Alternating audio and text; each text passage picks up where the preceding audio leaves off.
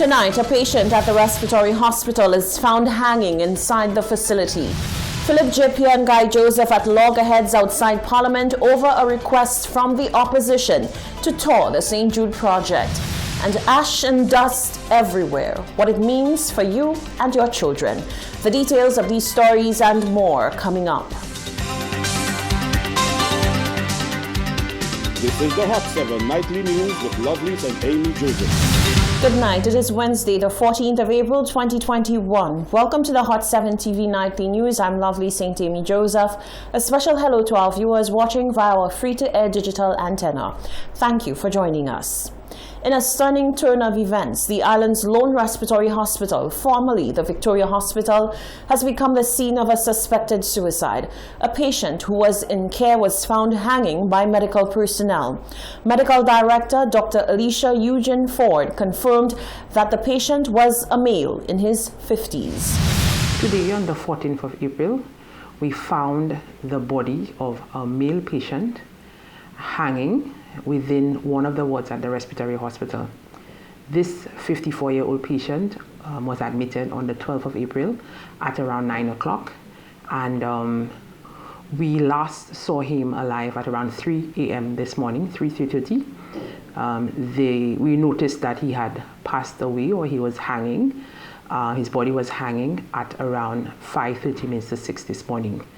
We are working with our clinical team as well as the police and the family members to find out exactly what happened, and therefore the investigation is ongoing.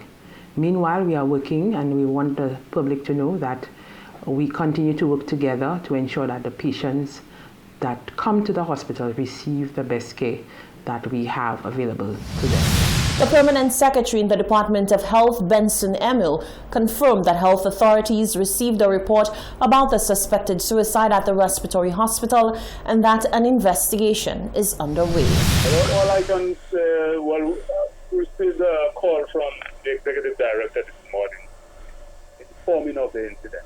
But as I mentioned, the details have not been provided, but just to indicate that there was an alleged suicide. This is the first incident of its kind at the respiratory hospital.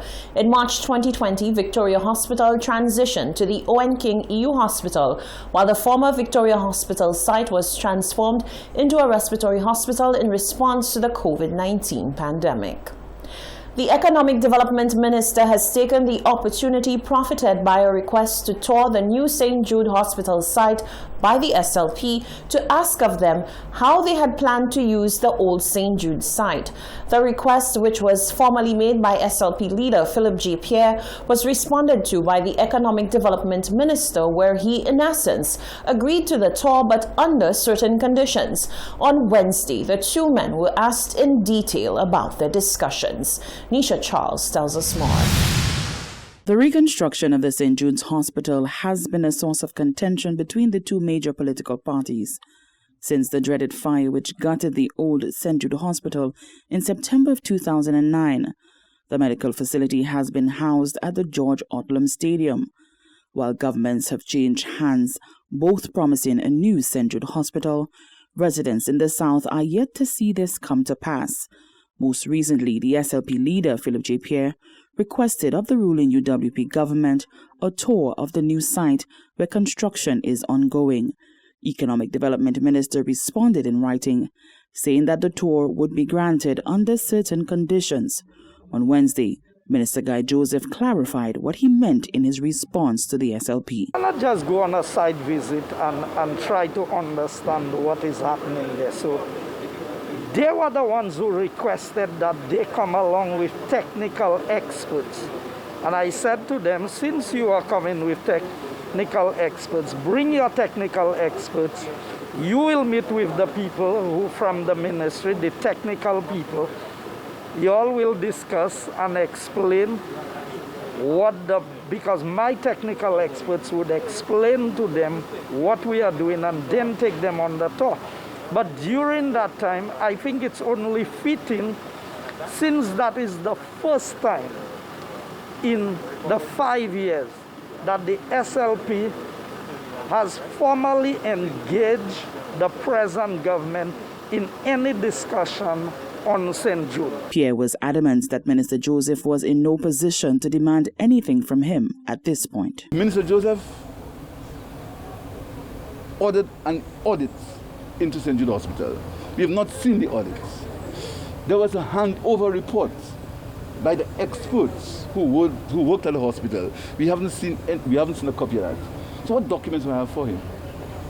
What documents do I have for him? Again, the government promised. The government has been in charge of St. Jude for longer than the St. Lucia Labour Party. A lot longer now. But they haven't delivered. They haven't delivered St. Jude. They haven't delivered the airport. They haven't delivered anything. They haven't delivered one new hotel. They haven't delivered Newport Castries. They haven't delivered Newport Viewfort. They have delivered nothing but renderings, vindictiveness, and propaganda. The hospital, when completed, will be a 90-bed facility, an increase from 68 beds prior to the fire. For the Hot 7 News, Nisha Charles reporting. Prime Minister Alan Shastny delivered the 2021-2022 budget under the theme Adapting, Overcoming and Persevering. Local businessman and political commentator Everestus Jamari says while the budget was delivered with gusto, the content was lacking. Genevieve Gonzague reports. There is no doubt that the COVID-19 pandemic has affected St. Lucia to a great magnitude, and the effects will be felt long after the virus is under control. On Tuesday, Prime Minister Alan Shastny presented the budget address for the financial year 2021-2022 under the theme Adapting, Overcoming and Persevering, despite the challenges brought on by COVID-19. The 4-hour address sought to explain the policy agenda of the current administration and to provide the rationale and framework which underpins the expenditure programs to be implemented in the financial year. Local businessman and former independent senator Everestus Jamari says the presentation had very little substance.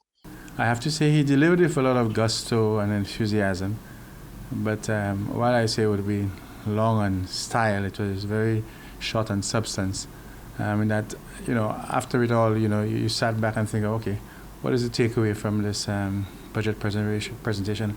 And I couldn't really put my hands on anything tangible that came out of this budget. It is very much lacking, I think, in substance. And he provided largely the context within which the budget was presented had a lot to do with our COVID challenges. And the elephant in the room for me is, while he may have claimed that they managed COVID well, you have to explain to the people of St. Lucia why we had over 4,000 incidents of infection.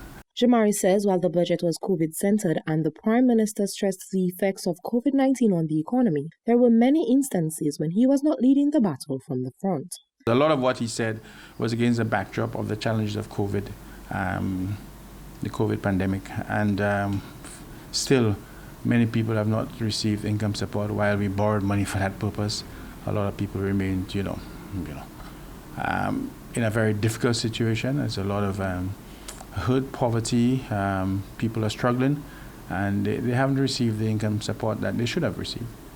So generally, in terms of his delivery, I think generally he did deliver with a certain level of excitement and confidence, but that's what he's good at. But in terms of substance, very little. The businessman says the handling of the COVID-19 pandemic was done poorly. I think it's an indictment on the management of the process, because the experience is so different in other neighboring islands which were faced with a very similar situation. So he took a gamble, and it didn't pay off as far as I'm concerned. And that to me was a big issue. I think we could have done a lot better if the Prime Minister was more responsible in the way that they manage it. And he was a bad example in so many ways. The constant reports of Prime Minister not following the protocols and then expecting St. Lucians to do likewise. If you're going to lead, you have to lead by example. You cannot be telling people to do one thing and you're doing something else. And he has taken that far too lightly. And I think we paid dearly for that. Jamari says overall, the 2021-2022 budget address left much to be desired. Reporting for Hot 7 News, I am Genevieve Gonzague. You're watching the Hot 7 TV Nightly News. Stay with us. Still to come. Safety concerns about ash fall are addressed by the Ministry of Health. Wasco rubbishes rumors about unsafe tap water. And St. Lucia records 4 new cases of COVID-19.